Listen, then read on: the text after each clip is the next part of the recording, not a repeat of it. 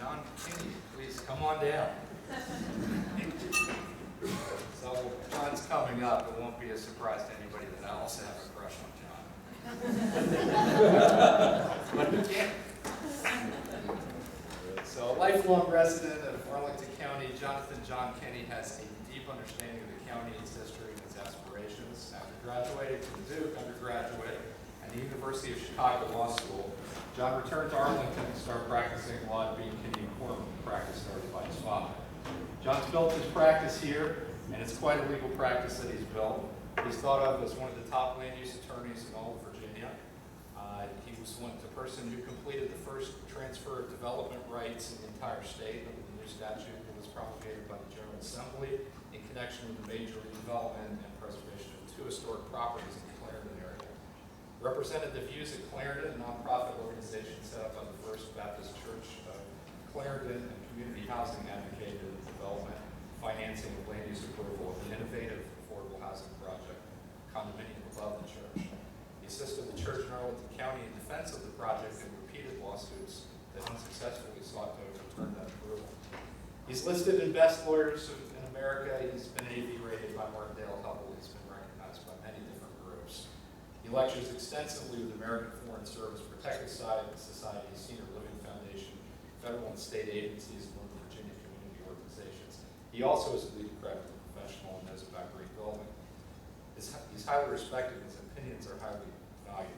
The thing that really makes John stand out, though, is his community service, whether it's on the Arlington County Retirement Board, whether it's serving on various nonprofits, or being part of the DNA of the community. It was a great surprise to learn that he was one of the founding forces of the Clarendon Alliance. He was there at the beginning of the Boston Partnership and influential in setting up the Business Improvement District of Boston. John's one of the folks who's part of the community DNA and never takes credit for it and never toots his own horn, but we're here to recognize him for his service today. So without further ado, John Kinney.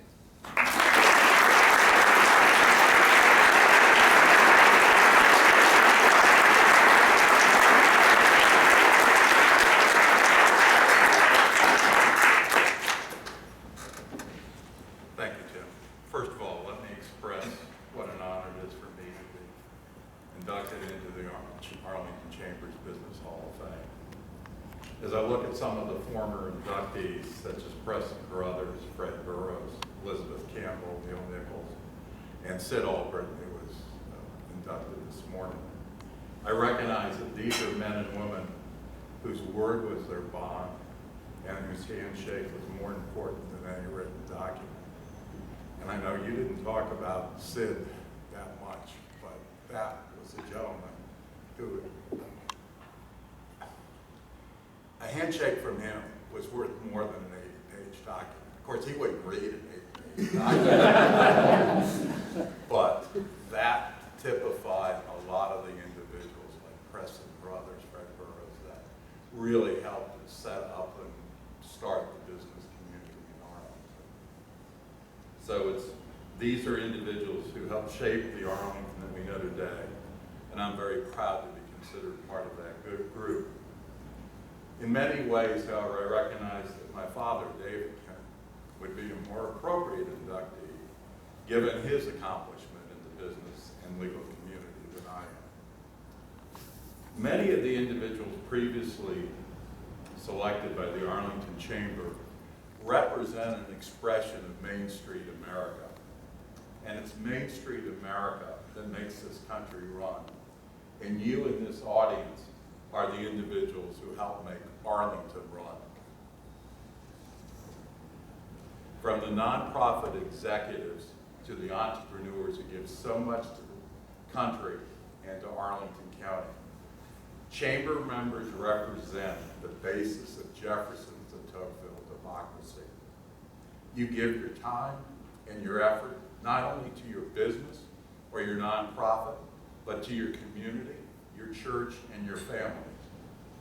For most of you in this room, you are risking your own money every day or donating your own time to the Arlington community. In many ways, this is what separates this community and the Main Street communities of America from Wall Street. you effectively risk everything every day. Whether you're running a catering business, a tech company, an animal rescue shelter, or a community bank. The businesses that make up the chamber are different from the mega corporate culture where outsized compensation packages are common for executives who venture no personal risk and have no community, almost no community accountability. While I'm not a current French economist or an independent senator from Vermont or a Marxist, it is clear to me, well, it's true, that if we ignore the ever-widening divide in this country between rich and poor, we do so at our peril. The so-called recovery has not enriched the lives of ordinary Americans. 30 years ago, the average pay of the leaders of the 50 largest Fortune 500 companies was 38 times the average U.S. worker. Today, it's 224 times. If a society cannot sacrifice to help those who are without material resources, it cannot save the few who are rich. It is easy to understand widespread public resentment to this situation. And that leads to the call for more government regulation. But it's this regulation that affects us as small and medium businesses more than it affects the large corporate entities, which in effect are the ones that bring this on.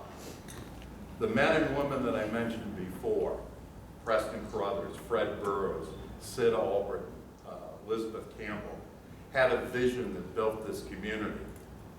I think we owe it to their vision to ensure that our grandchildren and great-grandchildren continue to have the opportunity in this country to achieve not only for themselves, but for society as a whole. Thank you.